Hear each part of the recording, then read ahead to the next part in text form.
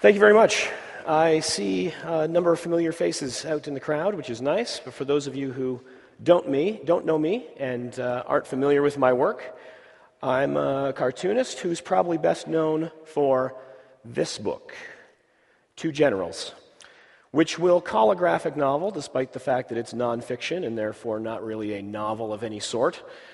Graphic biography would probably be closer, although it's just fine with me if you want to just call it a fat comic book. That's okay with me. The book is about my grandfather, Scott Chantler, and his experiences in the Second World War, along with his best friend, Jack Chrysler. They were both lieutenants and platoon commanders with the Highland Light Infantry of Canada out of Cambridge, Ontario, just up the road here a ways.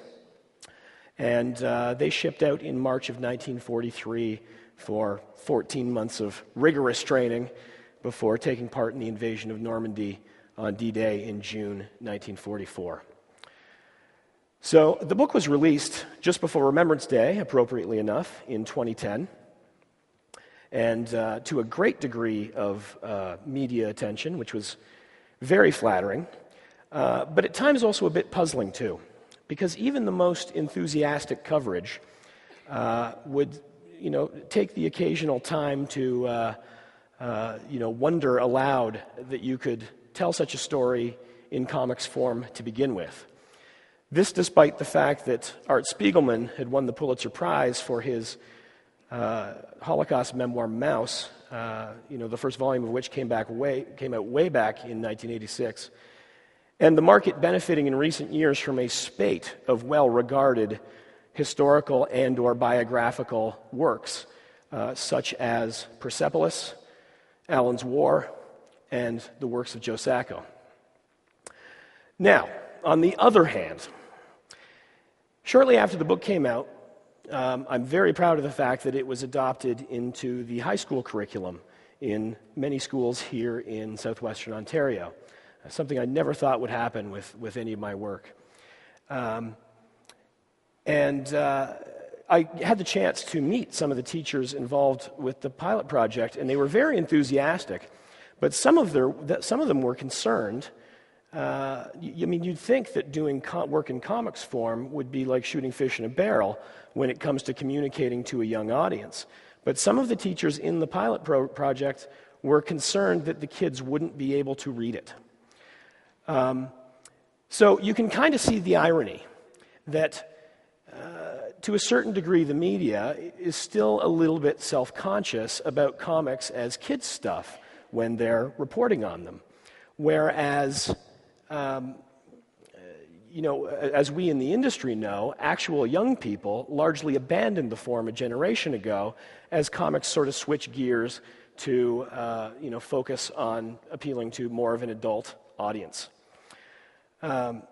So that's very frustrating for those of us who make comics, that at times it seems that, half the audience thinks of them as too simplistic, whereas the other half sees them as being too complex to be understood by casual readers.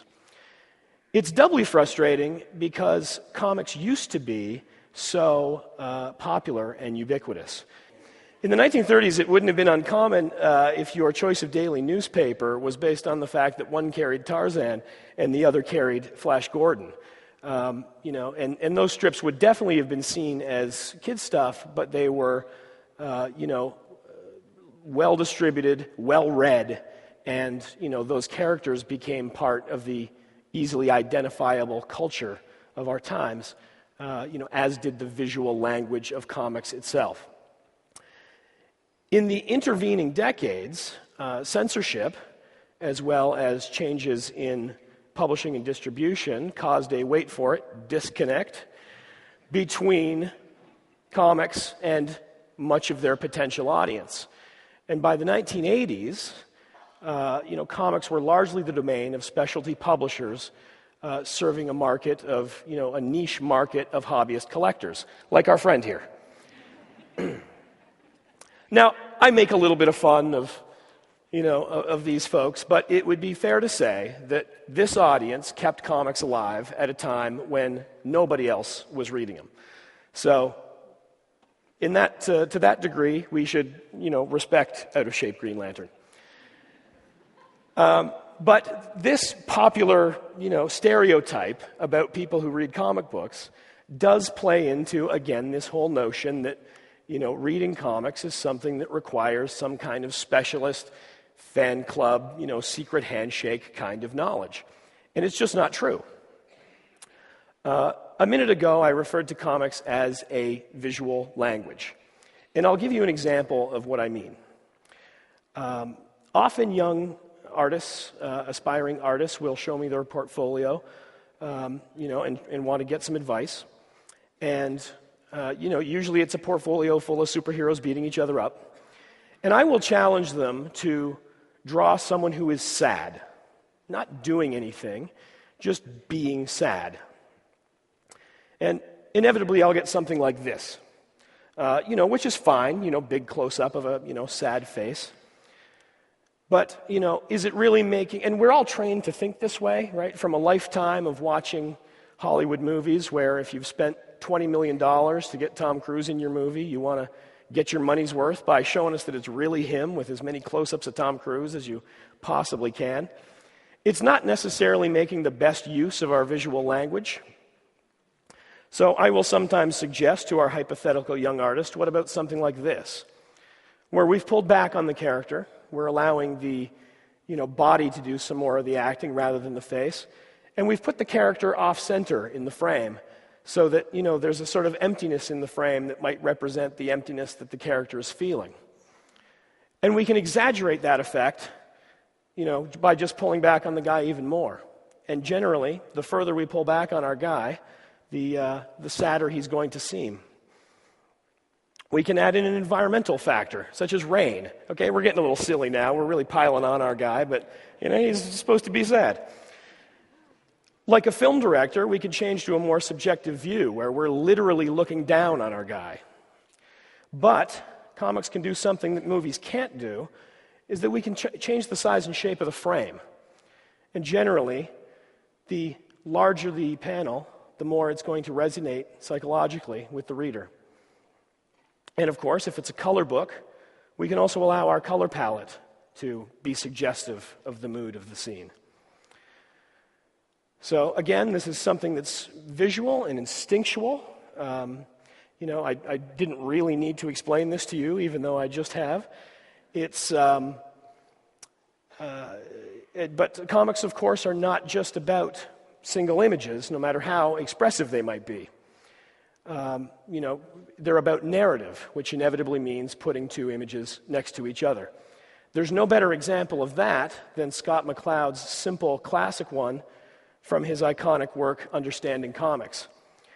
Now, there's no one in the world who would read this as two different guys with two different hats.